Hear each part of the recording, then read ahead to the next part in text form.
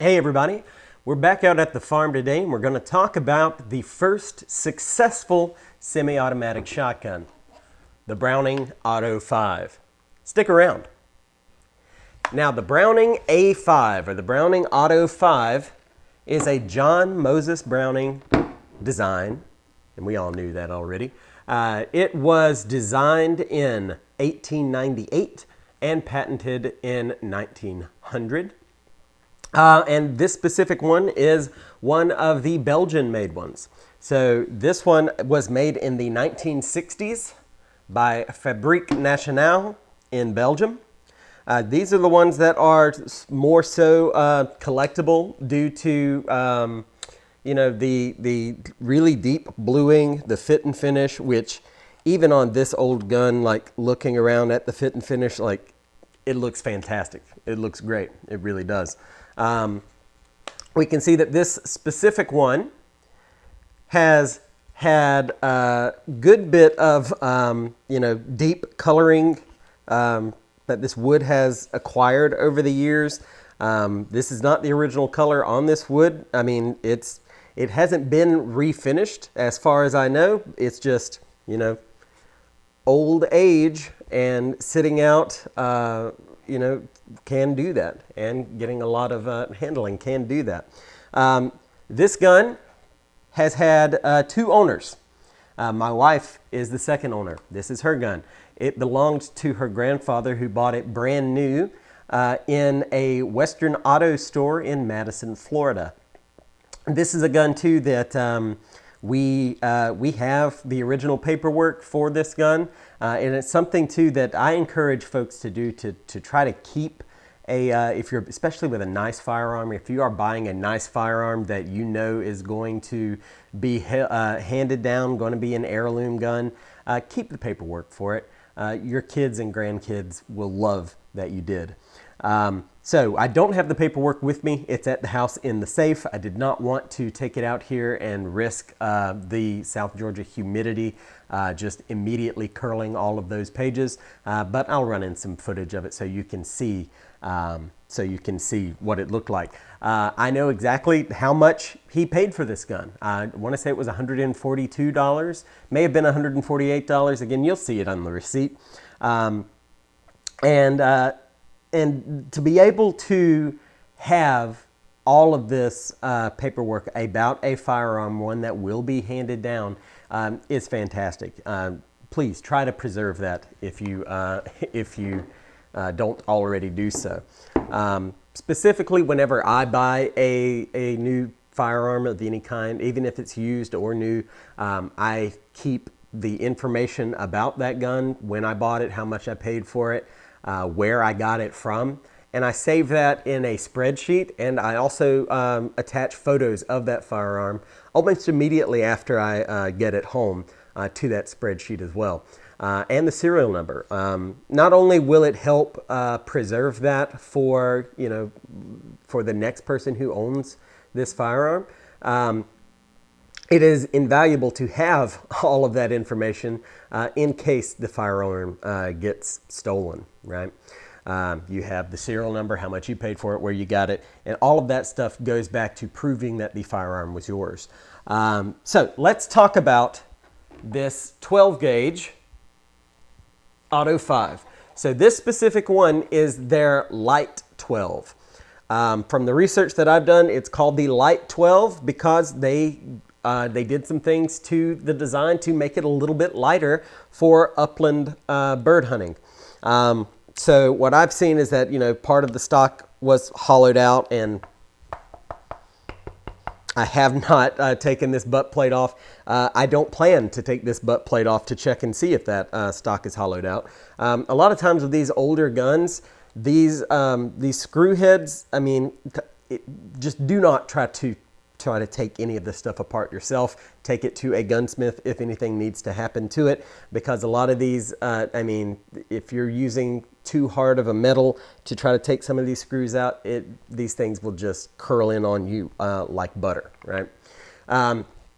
So semi-automatic, the first successful semi-automatic for consumers as far as shotguns are concerned.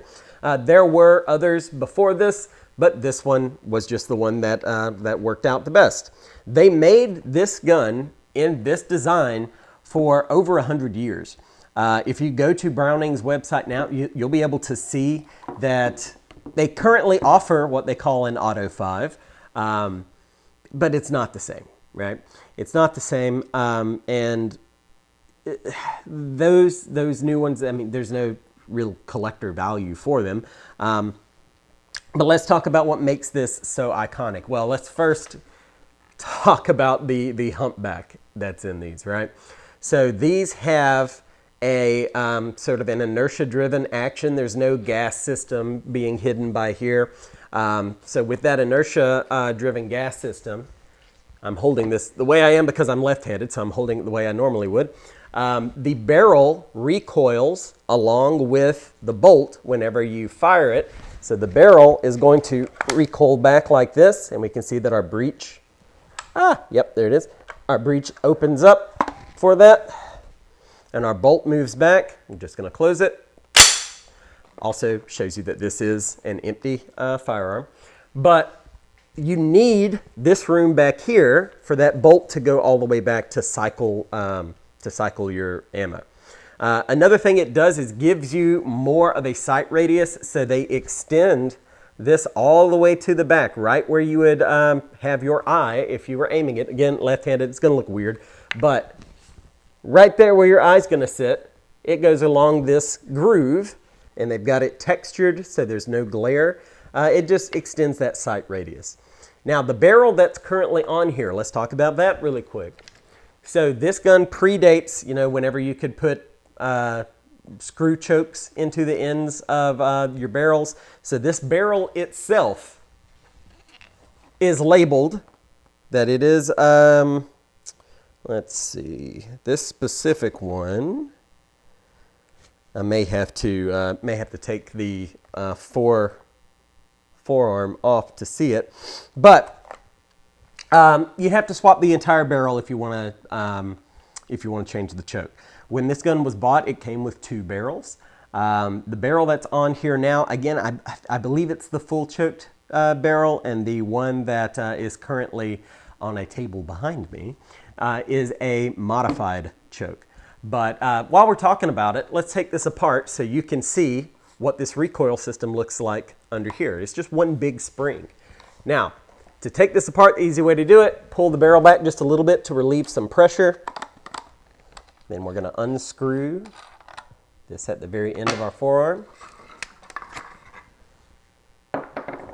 And it all just comes off like so. We have our giant recoil spring. And we have this ring that goes on the end as well, our recoil spring. Then we have another friction ring here at the end, and we'll get into that in just a second. So talking about this barrel, yeah, it really just says that it is special steel, 12 gauge shells, 2 3/4 inches, and Browning Arms Company, St. Louis, Missouri, and Montreal. So looking again, made in Belgium. Yeah, I'm going to step away. I'll grab that other barrel and we'll see if it says anything on it.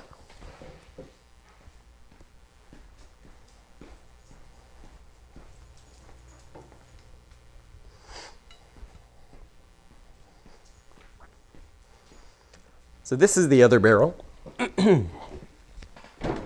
Now, somewhere along this gun's very long life, the sight bead at the front of this barrel got kind of fell off, and it just hasn't been replaced. You can get a BB and either JB weld it on there, or if you want to braze it on there, I guess you could do that too. I don't know, really, because that's a lot of movement that would have to go under. JB weld may work better than brazing it. Again, this one just says made in Belgium. And it does not have the marking on it. I want to say that maybe there was a those symbols that were on the side you could look up online to see. Oh, no, I know what it is. Okay. So, right here, yep. So there are 2 stars and a dash before special steel on this barrel. And there is 2 stars, no dash before special steel on this barrel. So that's how they tell you which one's full and which one's modified. Just doing the finger test here. Yeah, I know. Yeah, this one's full, I believe, and then this one's modified. So if I want to put the modified one back on there, really all I have to do is put my friction rings back into place, slide this over, push it back a little bit so it kind of, again, you're wanting to relieve pressure on the threads right here. And you swap out the barrel just like that. Shotgun barrels are, you know, super easy to swap out. And we'll see that again here shortly whenever I'm shooting this outside because I've brought another shotgun and other barrels for it that can easily be swapped out. Okay, so we're going to put this back on. Let's talk about those friction rings really quick too. So inside of your foregrip here, there was a little piece of paper that was sort of glued onto the inside that would tell you how to orient your the rings, the friction rings, in order to let this gun handle light shooting loads and more heavier loads. Because if you've got it set up for heavy and you're shooting lights, you may have ejection issues, and if you got it set up for height or for lights and you're shooting heavies, you may put a lot of undue wear on this forearm. And these are known to split right about here. This one has a little hairline crack in it already. So this gun does not get shot a lot. I have taken it squirrel hunting a couple times, and man, all day long you could sit out there and blast squirrels with this thing. Even though 12 gauge, little on the heavy side in my opinion for squirrels. But let's put it all back together now.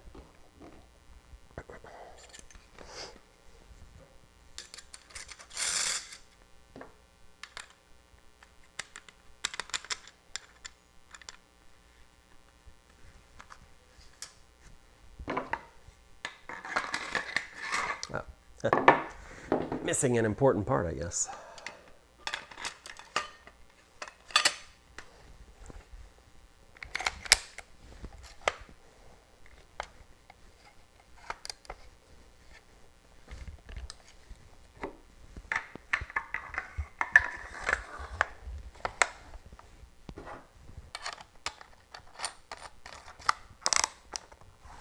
And there we go. We're all back. Okay. So what else can we talk about this gun that hasn't been said before? It kicks. It kicks a lot. And that is something that is well known about these old humpback shotguns.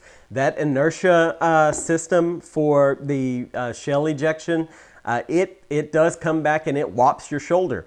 And you sort of get, people want to say you get like 2 sets of recoil from this because you feel the barrel and the bolt coming back, but you also feel when it pulls forward. So it's almost a chunk kind of recoil instead of just a boom, if that makes any sense.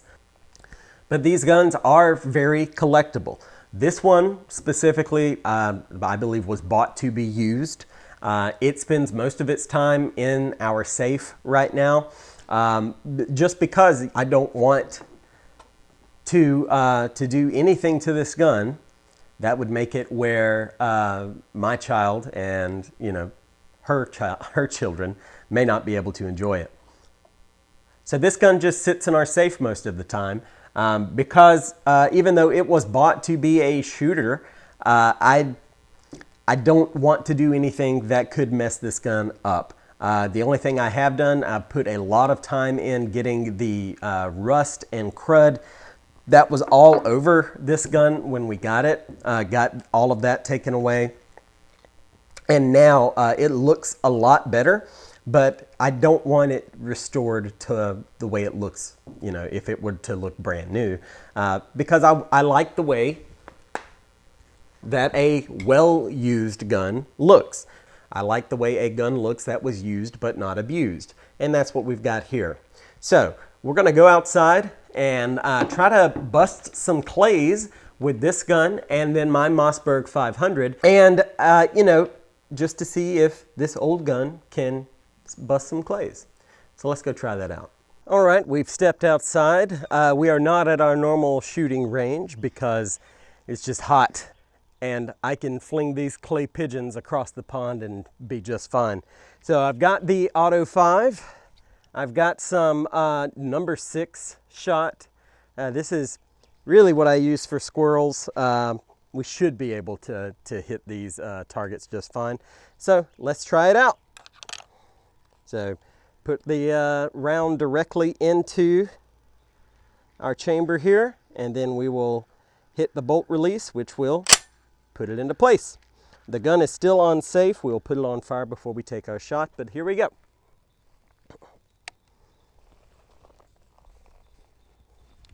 See if I can do this. There we go, blasted it. All right. We're going to take some more shots now. Now I've got my Mossberg 500. The choke that is in the end of this barrel is an improved cylinder choke, which is typically better for trap shooting if you want to get on them pretty quick. That full choke, it will do the job. Like, it will blow everything to smithereens when you want it to. But let's see what we can do here. Go ahead and, well, ready? All right.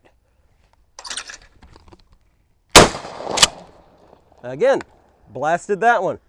Now, let's see where the real benefit lies between having a semi-auto and a pump action for doubles. Let's try it. Okay, now I've got a stacked double put onto the launcher. And there are a few different kinds of doubles that you can do with trap shooting. You can have a stacked pair. You can have them one in front of the other. That kind of launches one off to the right, one off to the left. The stacked pair, they go in the same direction. It's just one's flying higher than the other.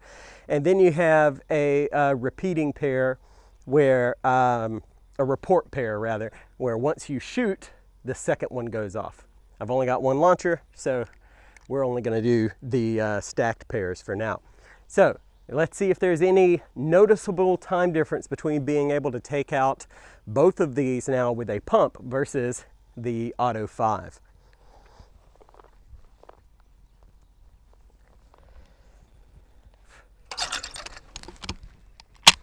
Oh no! It would help if I had loaded it, right? All right, this time we'll actually load it.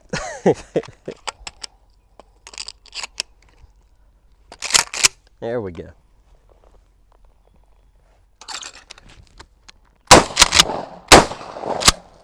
All right, so I hit one, missed another. So let's see if we can do any better with the Auto-5.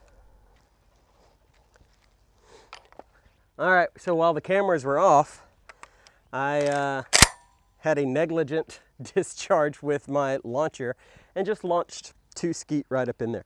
So what you probably just saw was after I loaded the first one, it automatically went into and chambered it. It's pretty cool, something to look out for there. And that, I mean, if you've already got your, if your bolt's facing forward, it's not going to do that. It's only if your bolt's to the rear, it will automatically go through and seat. So, you know, from a safety standpoint, just know that it's going to happen before it happens and maybe scares you. All right, let's try one more time. This is the last double I'll be able to do. So let's see, let's hope it goes well.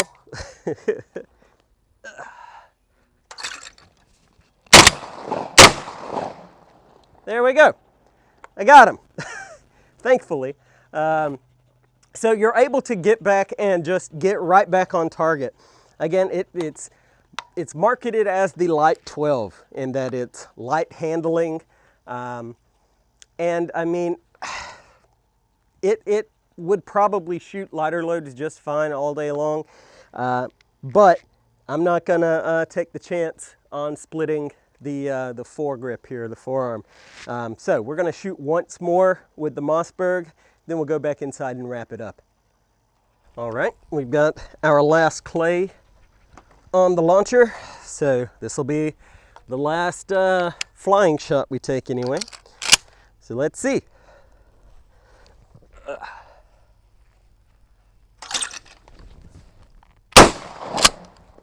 That one went way off to the side. But I was talking earlier about this Mossberg and how easy it is to take barrels off. So I have two Mossberg 500s. One is technically my daughter's. It's a 20 gauge. And this is the 12 gauge version. This is also like main home defense gun with the shorter barrel. But yeah, it comes right off just like that. You can swap out barrels just fine. The Mossberg 500 and the Remington 870 are like the two, you know, pump shotguns that everyone kind of, the debate between which one's better goes back and forth. Current production though, I think most people tend to say the Mossbergs. It is what it is on that. I like the Mossbergs, just that safety location. It goes back to whenever I was shooting trap a lot in middle school and high school. Being left-handed, I wanted a gun that I could have a tang safety on. So, you know, the double barrel shotguns that we used for trap all had a tang safety because trying to remember, you know, safety side, which side's the left, which one's right, which one's safe, which one's not. For a wrong-minded person or left-handed person, it does kind of get confusing, at least it does for me. So that tang safety is one of the reasons I will choose the Mossberg line. All right, let's go back inside and wrap this up. All right, we're back inside, and as you can tell, it's been a little while since we recorded the first half of this video. So in wrapping up here, the A5, specifically this 12 Light, is fantastic for getting those quick recovery shots. Downsides to it though, it does kick. It's just the nature of this recoil system is that it does have a kick to it. And that's a turn off for some people. I mean, not really for me. I'm not gonna shoot anything heavy out of this anyway. Anything heavier than number 6, which you guys just saw. Because at the end of the day, this is a well-used safe queen, but we'll still take it out every now and then, do a little squirrel hunting with it. The crack right here in the forearm, again, I don't know how well that's showing up, but that little tiny crack there is the only thing that keeps me from using this more often. And I do know that you can buy replacement forends, but I don't want to replace anything on this. I love the way it looks. I love that it is aged evenly. And if you start replacing forends and butt stocks, like, you're gonna end up with a gun that, you know, is half new looking and half well aged. But in what I was saying before about keeping all of the paperwork when you get a firearm, especially a nice one like this, this is the original paperwork that came with this shotgun. And you can see that it is kind of beaten a little bit. I don't take this out of the safe too often just because I do not want to weather away any of this original packaging. But what we have in here, I think that's everything. We have my wife's grandfather's original notes for this firearm. So it says, bought in Western Auto of 1961 and 1964. So I'm not sure if that means the other barrel was bought 3 years later. That's probably what it means. But he's also written down the serial number. He's written down Browning automatic 12 gauge gold trigger, and then a 28-inch barrel is written down separately, and also its serial number. But this is just written, I mean, this important information is just written on the back of some food packaging, right? Inside of this original booklet, again, we've got our booklet here, is more of the information for this specific gun. So this one, it says Browning model 21-134, light 12, 12 gauge, purchase price $147, purchased from Western Auto. Date of purchase, oh, there we go. Okay, so he must have had that confused. But it says September 17th, 1962. And I think my cat is about to make a surprise appearance. Let's see. He's touching the camera now. All right, get out of the way. Go, go. But I'll cover the serial number here. I'm not too worried about serial numbers usually, but it is pretty cool to have all of this original information here for this firearm. Hold on. He's sitting on the computer behind the camera now. So this original